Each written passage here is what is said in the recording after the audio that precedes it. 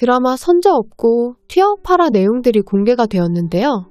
파라에서 소리는 선재의 죽음을 막은 줄 알고 좋아하고 있었지만 택시기사 살인범이 출소의 목격자인 선재를 피습하게 되었고 그렇게 선재는 목숨이 위태한 상황에 파라가 끝나게 되었습니다.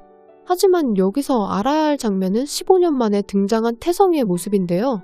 태성이의 미래에 대한 모습들은 공개가 된 적이 없었지만 이번에 등장한 태성이의 모습은 잠복하고 있는 형사 같은 모습이었고 결국 태성이는 어른이 되어서 아빠처럼 형사가 된 것 같은데요. 하지만 태성이는 무슨 이유 때문에 극도로 싫어하던 아빠의 직업인 형사를 물려받아 태성이 또한 형사를 하고 있었던 것일까요? 제가 봤을 때 뉴스 방송에서 선재를 찌른 범인이 이틀 전 출소한 택시 운전사였는데 여기서 2009년 살인죄로 체포된 김모 씨라고 소개하는 뉴스 내용이 나왔죠. 하지만 택시기사는 그 당시 저수지 살인사건의 진실이 밝혀지지 않았고 선재와 소리 또한 죽이지 않았기 때문에 살인이 아닌 살인미수라고 볼 수 있는데요.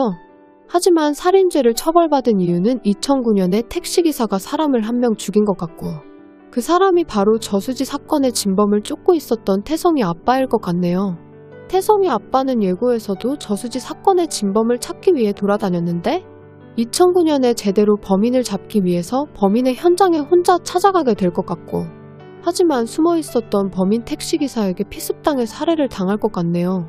그렇게 택시기사는 2009년에 태성이 아빠를 죽인 후 체포를 당하게 되면서 14년의 형을 감옥에서 살고 나오게 된 것이 아닐까 생각을 합니다. 그래서 태성이가 경찰이 된 이유 또한 아버지의 죽음과 연관이 있을 것 같고 아버지가 마무리하지 못한 사건을 자신이 직접 마무리하기 위해서 태성이가 직접 경찰이 된 것이 아닐까 생각을 합니다. 그래서 14년 후 출소한 택시기사의 움직임들을 확인하기 위해서 태성이는 잠복 수사하며 현장들을 확인하고 있었던 것이라 생각하고 이렇게 저는 태성이가 형사가 된 이유가 아버지의 죽음이라고 생각을 하며 영상을 끝까지 시청해주신 분들은 좋아요 한 번씩만 눌러주세요.